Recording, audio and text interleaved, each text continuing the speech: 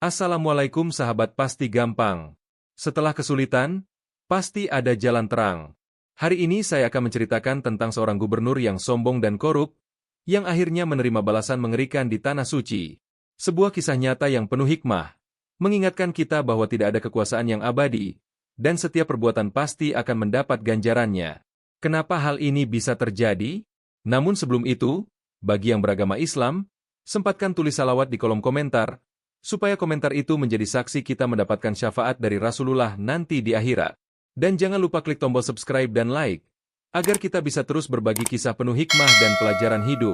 Dukung channel ini agar terus berkembang dan memberikan konten bermanfaat untuk kita semua. Sekarang, mari kita mulai kisahnya. Ramelan duduk di ruang kerja mewahnya, menatap tumpukan berkas proyek jalan tol.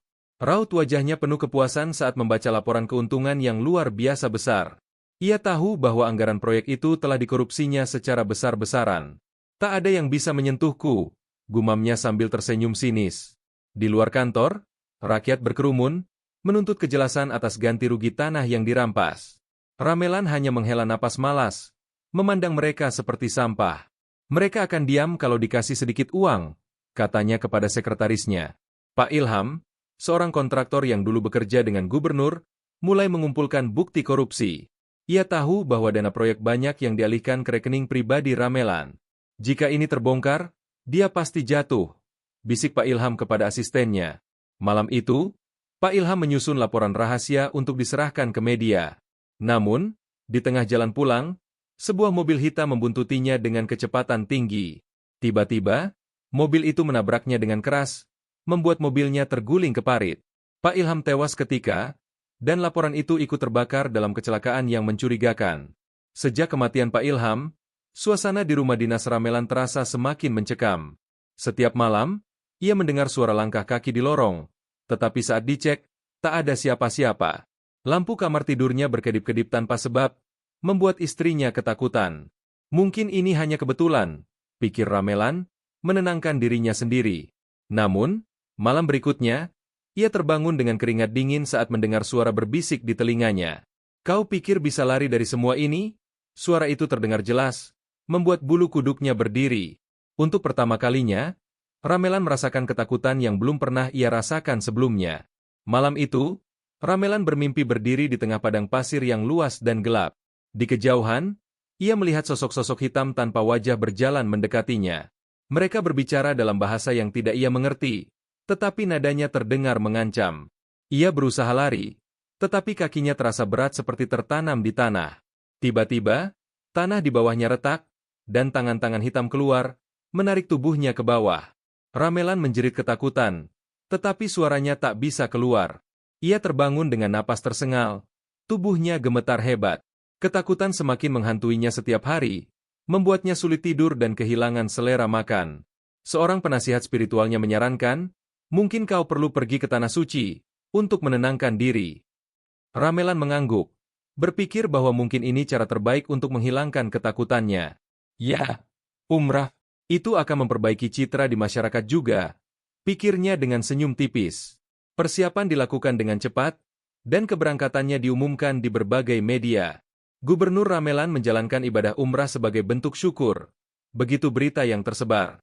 Namun, jauh di lubuk hatinya, ia merasa ada sesuatu yang salah dengan perjalanan ini. Hari keberangkatan tiba, dan Ramelan berjalan di bandara dengan pengawalan ketat. Saat melewati gerbang pemeriksaan, alarm tiba-tiba berbunyi keras tanpa alasan yang jelas. Petugas memeriksa ulang, tetapi tidak menemukan benda mencurigakan di tubuhnya. Mungkin hanya gangguan teknis, ujar petugas, meskipun wajahnya tampak sedikit tegang. Ketika Ramelan berjalan ke ruang tunggu, seorang pengemis tua memegang tangannya erat. Allah tidak tidur, Pak Gubernur, kata pengemis itu dengan suara lirih. Ramelan tersentak, melepaskan tangannya dengan kasar, lalu berjalan cepat meninggalkan tempat itu. Saat pesawat mulai mengudara, Ramelan mencoba memejamkan mata untuk tidur. Namun, suara-suara berbisik kembali terdengar, kali ini lebih jelas dari sebelumnya. Kau pikir bisa lari? Kau pikir bisa mencuci dosa dengan cara ini? Ia membuka matanya dengan panik, tetapi tak ada siapa-siapa di sekelilingnya.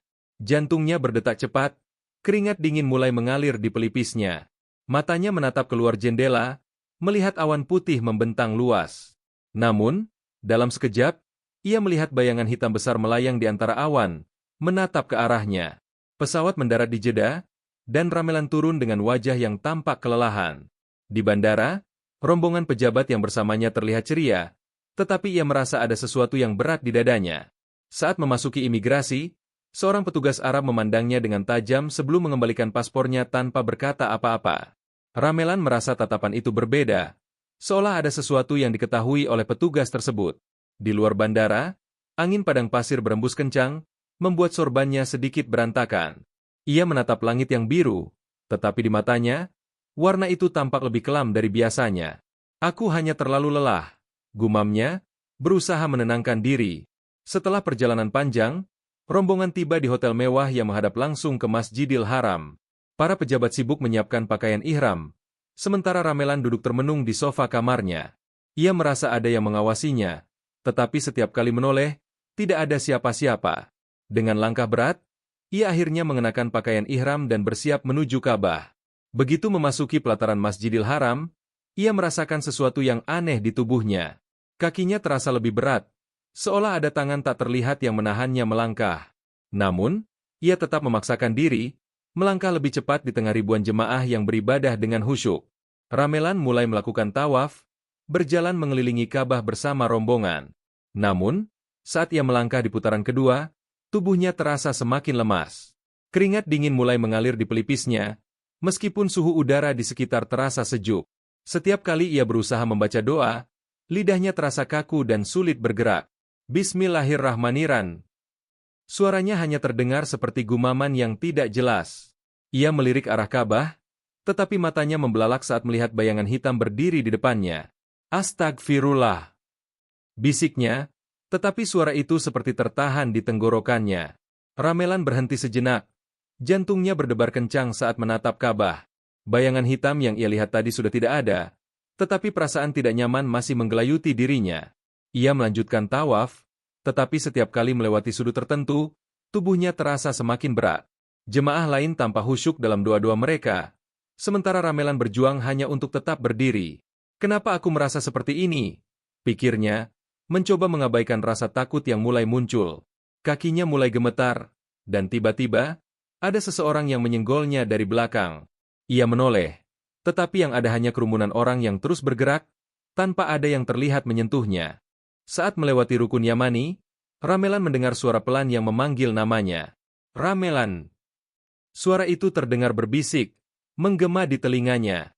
Ia menoleh cepat ke kanan dan kiri, tetapi tidak ada siapapun yang mengenalnya di sana. Siapa? Bisiknya lirih. Tetapi suara itu hanya tertawa pelan, seolah mengejeknya. Tiba-tiba, tubuhnya terasa lebih lemas, dan ia hampir kehilangan keseimbangan. Seorang jemaah di sampingnya menahan lengannya. Pak, apakah Anda baik-baik saja? Ramelan mengangguk cepat, berusaha menyembunyikan kepanikannya, lalu melanjutkan tawaf dengan langkah lebih cepat. Ia ingin menyelesaikan putaran terakhirnya secepat mungkin, tetapi tubuhnya terasa semakin berat. Jemaah lain bergerak dengan mudah, tetapi setiap langkahnya terasa seperti menginjak pasir hisap. Ia melihat ke sekeliling, mencoba mencari pegangan, tetapi wajah-wajah jemaah tampak samar, seperti tertutup kabut tipis. Ia menggigit bibirnya, mencoba membaca doa dalam hati, tetapi suara itu muncul lagi. Ramelan, sudah waktunya. Suara itu terdengar lebih jelas, lebih dekat. Tiba-tiba, pandangannya berkunang-kunang, dan rasa mual naik ke tenggorokannya. Ia berhenti, menutup mata sesaat, berharap ini semua hanya halusinasi. Saat ia membuka mata, ia mencium bau busuk yang sangat menusuk hidungnya.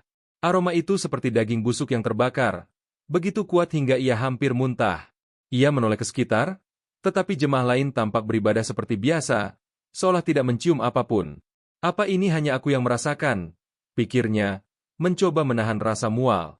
Tiba-tiba, seorang pria tua berjubah putih yang sedang duduk berdoa menatapnya tajam.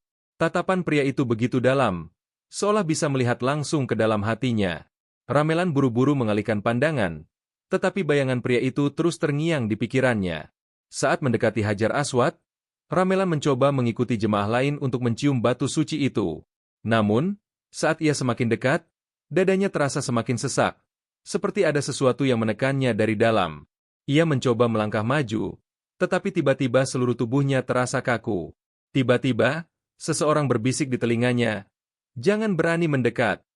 Ramelan tersentak, matanya mencari sumber suara, tetapi tak ada siapa-siapa di sampingnya. Detik berikutnya, jantungnya berdegup kencang saat melihat bayangannya sendiri di lantai marmer. Bayangan itu bergerak, tetapi tubuhnya diam di tempat. Ia berdiri terpaku, matanya tak bisa lepas dari bayangan yang bergerak sendiri. "Ini tidak mungkin," gumamnya, keringat dingin mulai mengalir di lehernya. Tiba-tiba, bayangan itu berubah bentuk, dari siluet manusia menjadi sesuatu yang tak bisa dijelaskan. Ia merasa tubuhnya semakin berat, seolah ada tangan tak kasat mata yang menariknya ke bawah.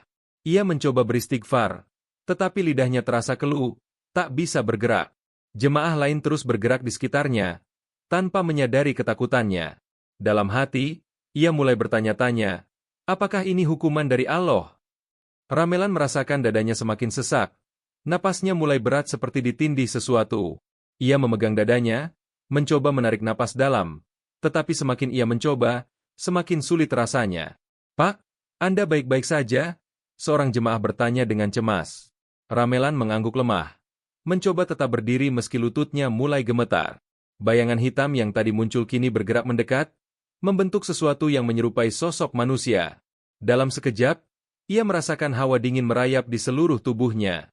Tanpa sadar, ia mulai menangis, sesuatu yang belum pernah ia lakukan sebelumnya. Tubuhnya semakin melemah, dan akhirnya ia jatuh berlutut di lantai marmer yang dingin. Tangannya bergetar, berusaha menopang tubuhnya agar tidak jatuh sepenuhnya. "Pak, duduklah sebentar," kata salah satu rombongan pejabat yang menyadari kondisinya. Tetapi Ramelan tak bisa menjawab, matanya mulai kabur, suaranya hilang. Dalam kesadarannya yang samar, ia mendengar suara azan berkumandang dari kejauhan. Suara itu terdengar begitu merdu, tetapi bagi Ramelan, suara itu terdengar seperti panggilan terakhirnya. Ia sujud di depan Ka'bah, tetapi bukan karena keikhlasan, melainkan karena tubuhnya tak lagi mampu berdiri. Ramelan masih dalam posisi sujud, tubuhnya bergetar hebat seperti tersengat listrik. Di sekelilingnya, para jemaah tetap khusyuk beribadah, tak menyadari apa yang terjadi padanya. Nafasnya semakin berat, dadanya naik turun dengan cepat, seolah ada beban besar yang menekannya. Ia mencoba bangkit, tetapi lututnya terasa lumpuh, tak bisa digerakkan sama sekali. Jantungnya berdetak kencang, peluh mengalir deras dari dahinya, meski udara di sekitar terasa sejuk. "Tolong!" Suaranya hampir tak terdengar, hanya berupa gumaman samar. Namun, tak ada yang mendengar, seolah dunia mengabaikannya. Tiba-tiba, ia merasakan sesuatu mencengkeram tengkuknya. Tangan yang tak terlihat, dingin dan kuat, seolah menariknya lebih dalam ke lantai marmer. Ramelan ingin menjerit, tetapi suaranya lenyap, tenggorokannya terasa seperti terkunci. Ia mencoba menggerakkan tangannya, tetapi tubuhnya terasa seperti membeku. Bayangan hitam yang tadi dilihatnya kini muncul lagi, berdiri tepat di hadapannya. Sosok itu tampak lebih jelas sekarang, siluet manusia dengan mata merah menyala. "Kau pikir bisa melarikan diri?" Suara itu berbisik, membuat jantung Ramelan hampir meledak. Seketika, cahaya di sekelilingnya terasa meredup, seolah ada kabut pekat yang menyelimuti pandangannya. Para jemaah yang beribadah tampak semakin jauh. Suara mereka terdengar seperti gema dari dunia lain. Ramelan mencoba meraih pundak seseorang di dekatnya, tetapi tangannya menembus udara kosong. "Aku di mana?" pikirnya. Ketakutan mulai merayap dalam pikirannya. Kegelapan itu semakin mendekat, seakan ingin menelannya hidup-hidup. Dalam kepanikannya, ia mencoba mengingat doa-doa yang biasa ia ucapkan. Tapi anehnya, semua kata-kata itu seakan menghilang dari pikirannya. Tiba-tiba, rasa sakit luar biasa menusuk perutnya, seperti ada sesuatu yang bergerak di dalamnya. Ia membuka mulutnya untuk berteriak, tetapi yang keluar bukan suara, melainkan cairan hitam pekat. Darah hitam itu mengalir dari bibirnya, menetes ke lantai marmer Masjidil Haram. Seorang jemaah yang melihatnya menjerit, sementara beberapa orang mundur ketakutan. "Subhanallah, ada apa dengan orang ini?" seru seseorang dalam bahasa Arab. Ramelan memegang perutnya yang terasa seperti ingin meledak. Matanya membelalak penuh ketakutan. Ia ingin berbicara, ingin meminta pertolongan, tetapi yang keluar hanyalah erangan tak beraturan. Sekujur tubuhnya kini menggigil hebat, dan perutnya mulai membesar secara tidak wajar. Jubah ihramnya meregang, Seperti ada sesuatu yang mendesak keluar dari dalam tubuhnya. Beberapa jemaah yang melihat kejadian itu mulai membaca doa dan mundur perlahan. Allahu Akbar. Ini bukan kejadian biasa. Bisik seorang ulama yang menyaksikan kejadian tersebut. Ramelan mencoba meraih seseorang untuk meminta bantuan, tetapi tangannya gemetar tak berdaya. Sakit yang luar biasa menjalar dari dalam tubuhnya, membuatnya hampir kehilangan kesadaran. Dalam keadaan setengah sadar, ia melihat wajah-wajah samar yang menatapnya dengan tatapan iba dan ngeri. Ramelan berusaha mengucapkan istighfar, tetapi setiap kali ia mencoba, lidahnya terasa keluh. Astag! Suaranya tersendat, tak bisa melanjutkan kalimatnya.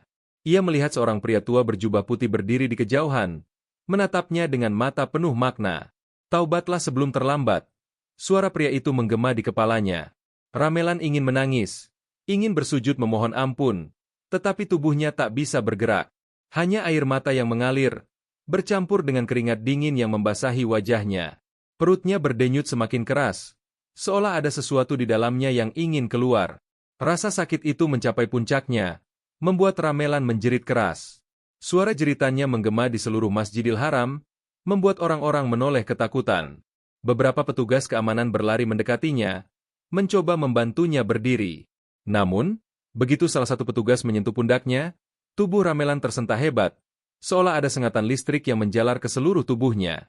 Ya Allah, ampunilah aku. Akhirnya, kata-kata itu keluar dari mulutnya dengan suara bergetar.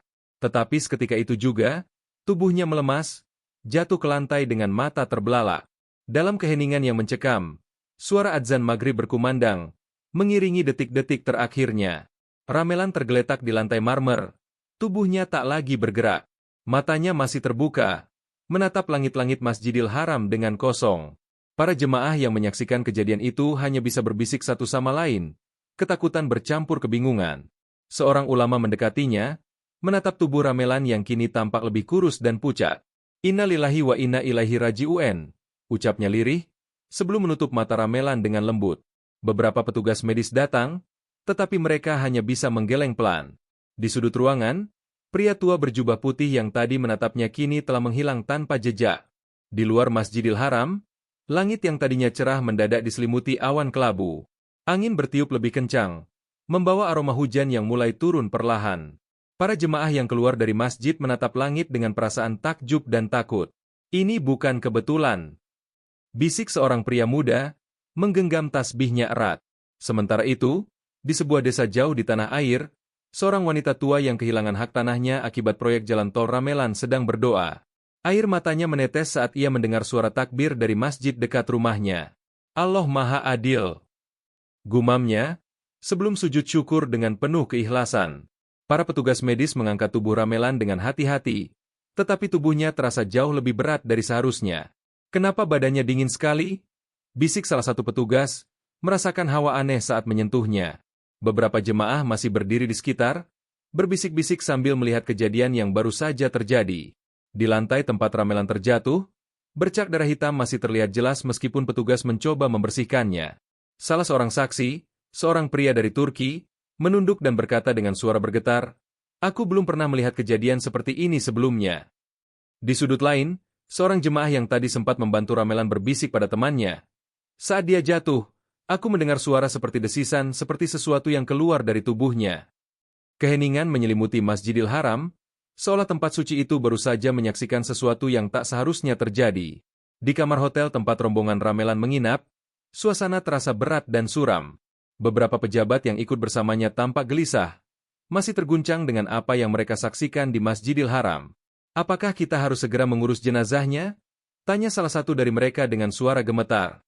"Kita harus menunggu instruksi dari keluarga," jawab seorang pejabat lain, tetapi ekspresi wajahnya penuh ketakutan. Di luar jendela, hujan turun dengan deras, sesuatu yang jarang terjadi di kota suci Mekah. Angin bertiup kencang, membuat jendela kamar hotel bergetar seakan ada yang mengetuk dari luar. Salah seorang pejabat yang tidur di kamar sebelah tiba-tiba terbangun dengan napas tersengal-sengal, wajahnya pucat pasi. Pejabat itu duduk di tepi ranjangnya, mencoba menenangkan diri, tetapi bayangan mimpinya masih jelas di kepalanya. Dalam mimpi itu, ia melihat Ramelan berdiri di tengah padang pasir luas, sendirian, tanpa seorang pun di sekitarnya. Wajah Ramelan tampak ketakutan, Tubuhnya bergetar, sementara bayangan-bayangan hitam melingkarinya. Tolong aku. Suara Ramelan terdengar lirih, tetapi semakin lama semakin jauh. Dalam sekejap, pasir di bawahnya retak dan mulai menelan tubuhnya, sementara suara jeritannya bergema tanpa ada yang mendengar. Pejabat itu terbangun dengan tubuh berkeringat, dadanya naik turun tak beraturan. Ia menoleh ke jendela, dan di antara tetesan hujan, ia melihat bayangan seseorang berdiri di luar meskipun kamar mereka berada di lantai 15. Di tanah air, berita meninggalnya Gubernur Ramelan di Masjidil Haram langsung menyebar dengan cepat. Stasiun televisi dan portal berita ramai membahas kejadian tersebut, menampilkan foto-foto Ramelan sebelum berangkat umrah. Gubernur Ramelan meninggal dunia secara mendadak di Mekah. Penyebabnya masih belum diketahui, begitu bunyi salah satu berita utama. Namun, di media sosial, cerita yang beredar jauh lebih mengerikan dari yang diberitakan di media resmi. Beberapa saksi mata yang berada di Masjidil Haram mulai mengunggah kisah tentang kejadian aneh yang mereka saksikan. Aku melihat tubuhnya bergetar hebat sebelum jatuh, seolah ada sesuatu yang keluar dari dalam dirinya, tulis seorang jemaah di Twitter. Kenapa darah yang keluar dari mulutnya hitam? Ini bukan kejadian biasa. Komentar yang lain menambahkan spekulasi bahwa ada sesuatu yang lebih besar di balik kematiannya. Di rumah dinas gubernur, istri Ramelan terduduk lemas di sofa, air matanya terus mengalir. Bagaimana ini bisa terjadi? Isaknya memegang erat telepon genggamnya yang baru saja menerima kabar dari Mekah. Anak-anaknya yang masih kecil hanya bisa menatap ibunya dengan bingung, belum sepenuhnya memahami apa yang terjadi. Seorang asisten rumah tangga berdiri di pojok ruangan, wajahnya tampak khawatir, tetapi ia tidak berani berkata apapun. Televisi di ruang tamu masih menyiarkan berita tentang Ramelan, memutar ulang cuplikan wawancara terakhirnya sebelum berangkat. Saya ingin lebih dekat dengan Allah, ucap Ramelan dalam video itu, tetapi kini kata-kata itu terdengar seperti ironi yang menyakitkan. Istrinya menutup wajahnya dengan kedua tangan, tubuhnya terguncang oleh tangisan yang tak bisa dihentikan. Di balik hebohan yang terjadi, seorang mantan ajudan Ramelan duduk di kamar apartemennya, menatap layar laptop dengan ragu. Di dalam laptop itu, tersimpan sejumlah dokumen penting yang berisi rincian aliran dana korupsi yang selama ini dilakukan Ramelan. Haruskah aku mengungkap semua ini? Gumamnya. Tangannya gemetar di atas keyboard. Ia tahu, jika dokumen ini bocor, kebenaran akan terungkap, tetapi sekaligus bisa membahayakan nyawanya sendiri. Namun, kejadian di Masjidil Haram yang ia baca di berita membuatnya berpikir ulang. Mungkin ini balasan Allah, mungkin sudah waktunya keadilan ditegakkan, katanya dalam hati. Dengan napas dalam, ia mengklik tombol, unggah. Mengirimkan semua bukti itu ke seorang wartawan investigasi yang ia percaya. Dalam hitungan jam, dokumen itu tersebar luas di internet, mengejutkan masyarakat. Rakyat yang dulu hanya bisa berbisik soal korupsi Ramelan kini melihat bukti nyata di depan mata mereka. Jadi benar selama ini, dia merampas uang rakyat untuk kepentingannya sendiri. Komentar seseorang di media sosial. Pemerintah pusat segera turun tangan, menggelar investigasi untuk mengusut lebih lanjut kasus ini. Orang-orang yang dulu takut berbicara kini mulai angkat suara, menceritakan bagaimana mereka dulu diperas oleh sistem korup Ramelan. Keadilan memang datang terlambat, tetapi tidak pernah absen, tulis seorang aktivis yang selama ini vokal menentang praktik korupsi. Namun, di balik semua itu, ada satu pertanyaan yang masih menggantung. Apa sebenarnya yang terjadi pada Ramelan di Mekah? Di sebuah desa kecil yang terkena dampak proyek jalan tol, seorang kakek duduk di serambi rumahnya, menatap berita di televisi dengan mata berkaca-kaca. Akhirnya, Allah menunjukkan keadilannya. Gumamnya, suaranya dipenuhi rasa syukur. Ia mengingat bagaimana tanah keluarganya dulu diambil paksa oleh pemerintah tanpa ganti rugi yang layak. Lihat, nek orang yang menzalimi kita sudah mendapatkan balasannya, katanya kepada istrinya yang duduk di sebelahnya. Sang istri mengangguk pelan, menghapus air matanya dengan ujung kerudungnya. Semua ada waktunya manusia bisa berbuat sekehendaknya, tetapi pada akhirnya, hukum Allah yang berlaku. Malam itu, mereka berdua bersujud dalam sholat panjang, berterima kasih atas keadilan yang akhirnya datang. Di kamar jenazah rumah sakit di Mekah, tubuh Ramelan terbaring kaku di atas meja perawatan.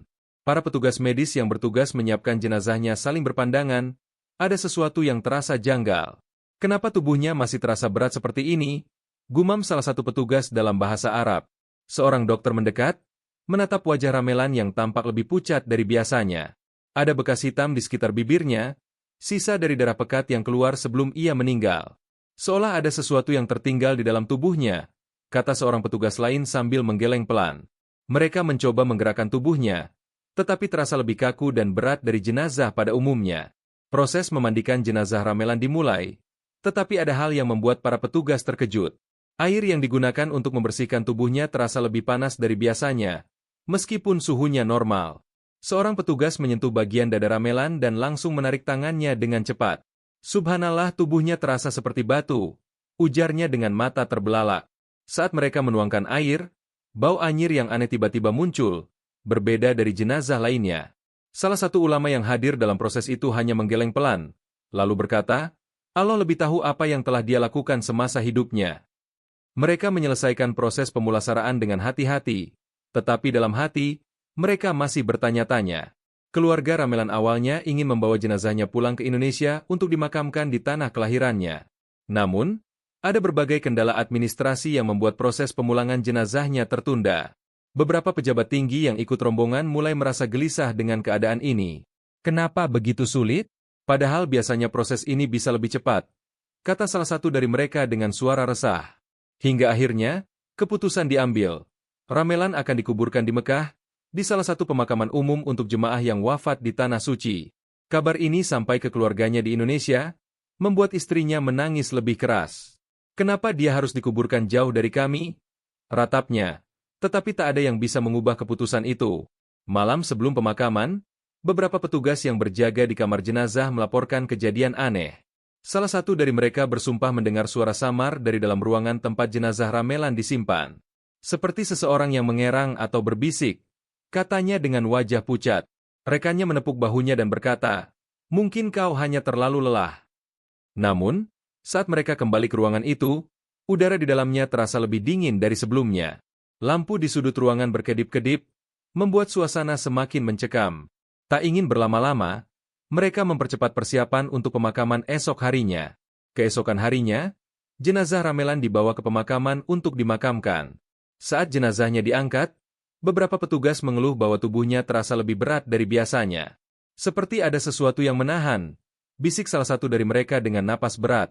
Beberapa kali mereka harus berhenti sejenak untuk menyesuaikan posisi jenazah agar lebih mudah dibawa.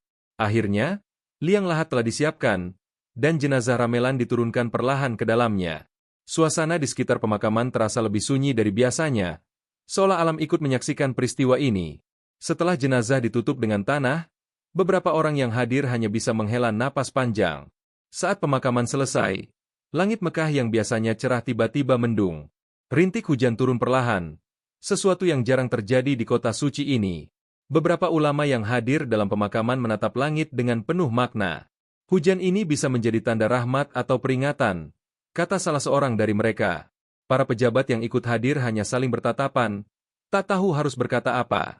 Sementara itu, seorang pria tua yang ikut dalam pemakaman hanya menghela napas, lalu berkata, tak ada yang bisa lari dari keadilan Allah. Tak ada yang membalas, karena dalam hati, mereka semua tahu bahwa kata-kata itu benar. Di Indonesia, masyarakat yang selama ini menderita akibat kebijakan Ramelan mulai merasakan kelegaan. Proyek jalan tol yang dikuasainya kini sedang dalam proses audit, dan pemerintah pusat mulai menindaklanjuti korupsi yang ia lakukan. Beberapa pejabat yang terlibat dengannya mulai diperiksa, dan beberapa bahkan telah ditangkap. Akhirnya, ada keadilan, ujar seorang pria tua di desa yang dulu terkena dampak penggusuran. Namun, sebagian masyarakat tetap merasa iba meskipun mereka tahu betapa zalimnya Ramelan semasa hidupnya. Mungkin dia sudah menerima hukumannya sendiri sebelum dunia menghukumnya, ujar seorang wanita sambil mengusap air mata. Di antara mereka, ada yang berdoa agar kejadian ini menjadi pelajaran bagi semua orang yang masih rakus akan kekuasaan dan harta. Kisah tentang kematian Ramelan terus menyebar, menjadi bahan pembicaraan di berbagai kalangan. Beberapa ulama mengangkatnya sebagai contoh bahwa kezaliman pasti akan mendapatkan balasannya. Jangan pernah bermain-main dengan amanah, ujar seorang ulama dalam ceramahnya. Ia kemudian mengutip sebuah ayat dari Al-Quran, mengingatkan bahwa setiap perbuatan manusia akan dimintai pertanggungjawaban. Jika manusia tidak takut kepada hukum manusia, maka takutlah kepada hukum Allah. Lanjutnya, masyarakat yang mendengar kisah ini mulai merenung, mengingat kembali bagaimana kesombongan bisa membawa kehancuran. Hidup ini sementara, tetapi pertanggungjawaban di akhirat selamanya, bisik seorang pria yang mengikuti ceramah itu. Di banyak masjid dan rumah-rumah, doa-doa mulai dipanjatkan, baik untuk arwah Ramelan maupun untuk orang-orang yang pernah dizaliminya. Beberapa jemaah yang menyaksikan kejadian di Masjidil Haram pun berdoa, agar kejadian itu menjadi peringatan bagi banyak orang. Semoga Allah mengampuninya jika dia benar-benar bertaubat di detik terakhir hidupnya, kata seorang imam. Namun, di sudut lain, ada yang masih merasa bahwa keadilan belum sepenuhnya tegak. Semoga para pemimpin lain yang serakah bisa mengambil pelajaran dari kejadian ini, ujar seorang aktivis muda. Malam itu, angin bertiup lebih tenang, seolah membawa kisah ini ke berbagai penjuru dunia. Dan di antara bintang-bintang yang bersinar di langit, ada satu pelajaran yang tak bisa disangkal, bahwa keadilan Allah tak pernah luput, dan setiap perbuatan pasti ada balasannya. Berhari-hari setelah kematian Ramelan, berita tentang kejadian di Masjidil Haram masih menjadi perbincangan. Para ulama dan tokoh agama di berbagai negara mulai mengulas kejadian ini dalam ceramah-ceramah mereka. Ini bukan sekadar kematian biasa, ini adalah peringatan bagi kita semua, ujar seorang ulama dalam khutbahnya. Ia menekankan bahwa dunia hanyalah tempat persinggahan, dan kekuasaan tidak akan bertahan selamanya. Sebesar apapun jabatan, setinggi apapun kekayaan, semua akan kembali kepada Allah. Lanjutnya dengan suara tegas. Di berbagai penjuru dunia, orang-orang yang mendengar kisah ini mulai merenung tentang hidup mereka sendiri. Apakah aku sudah menggunakan hidup ini dengan benar? Bisik seorang pria sambil menggenggam tasbihnya. Dalam Al-Quran, Allah telah memperingatkan tentang akibat dari kezaliman dan kesombongan. Dan janganlah sekali-kali orang-orang yang zalim menyangka bahwa mereka dapat lolos dari siksaan kami. Sesungguhnya mereka tidak akan dapat melemahkan kami. Quran Surat Al-Ankabut 23. Ayat ini menjadi pengingat bahwa meskipun seseorang merasa kuat dan berkuasa di dunia, ia tetap dalam genggaman takdir Allah. Dan janganlah kamu condong kepada orang-orang yang zalim yang menyebabkan kamu disentuh api neraka. Quran Surat Hud 113. Ramelan mungkin berpikir bahwa kekuasaannya bisa menyelamatkannya dari segala hukuman. Namun, di hadapan Allah, tak ada yang bisa melarikan diri dari pertanggungjawaban. Setiap langkah, setiap keputusan, setiap ketidakadilan yang ia lakukan, kini telah berpulang padanya. Rasulullah pernah bersabda, setiap kalian adalah pemimpin, dan setiap pemimpin akan dimintai pertanggungjawaban atas yang dipimpinnya. Bukhari dan Muslim. Hadis ini menjadi pelajaran bahwa setiap amanah, sekecil apapun, harus dijaga dengan penuh tanggung jawab. Bukan hanya pemimpin besar seperti Ramelan, tetapi juga setiap individu dalam kehidupannya masing-masing. Rasulullah juga bersabda, barang siapa yang diberi kekuasaan atas rakyat, lalu ia menipu mereka, maka tempatnya adalah di neraka. Ahmad dan Al-Hakim. Ramelan telah menyia-nyiakan amanah yang diberikan kepadanya. Dan pada akhirnya, ia menghadapi pembalasan yang tak bisa dihindari. Harta, jabatan, dan koneksi yang dulu ia banggakan, kini tak bisa menyelamatkannya dari kehendak Allah. Setiap manusia memiliki pilihan dalam hidupnya, mengikuti jalan kebenaran, atau tersesat dalam hawa nafsu dunia. Ramelan memilih jalan yang salah, mengabaikan amanah, dan mempermainkan kepercayaan rakyatnya. Akhirnya, ia harus menerima akibat dari segala keputusan yang telah ia buat. Tidak ada seorang pun yang bisa melindunginya saat ajal menjemput. Tidak ada seorang pun yang bisa meringankan penderitaannya saat azab datang. Hanya amalan yang tulus dan hati yang bersih yang bisa menyelamatkan seseorang dari kebinasaan. Namun bagi Ramelan, segalanya sudah terlambat. Kisah ini bukan hanya tentang Ramelan, tetapi tentang bagaimana manusia sering lupa dengan akhir hidupnya. Setiap harta yang dikumpulkan, setiap kekuasaan yang diraih, semuanya akan ditinggalkan saat ajal menjemput. Apa yang kita persiapkan untuk kehidupan setelah kematian? Tanya seorang ulama dalam khutbahnya. Apakah kita akan menghadap Allah dengan tangan kosong, atau dengan amal yang akan menyelamatkan kita? Kisah Ramelan menjadi pengingat bahwa tidak ada yang abadi di dunia ini. Kekuasaan hanyalah ujian, dan hanya orang-orang yang amanah yang akan selamat darinya. Semoga kita tidak menjadi orang-orang yang terlambat menyadari kebenaran, ucap seorang pria sambil menatap langit malam. Malam itu, di Masjidil Haram, seseorang berdiri di depan Ka'bah, berdoa dengan penuh kehusyukan. Ya Allah, jangan biarkan hati kami tertutup oleh kesombongan dunia. Jadikan kami hamba MU yang rendah hati, yang selalu takut kepada MU dalam setiap langkah kami. Berikan kami kekuatan untuk menjaga amanah, agar kami tidak tergelincir dalam kezaliman. Ampunilah dosa-dosa kami, dan bimbinglah kami menuju jalan yang Engkau ridhau. Doa itu mengalun dalam keheningan malam, di antara cahaya lampu-lampu suci Masjidil Haram, dan di langit Mekah yang bersinar penuh kedamaian, Seolah ada bisikan lembut yang mengingatkan, setiap jiwa akan kembali kepadanya.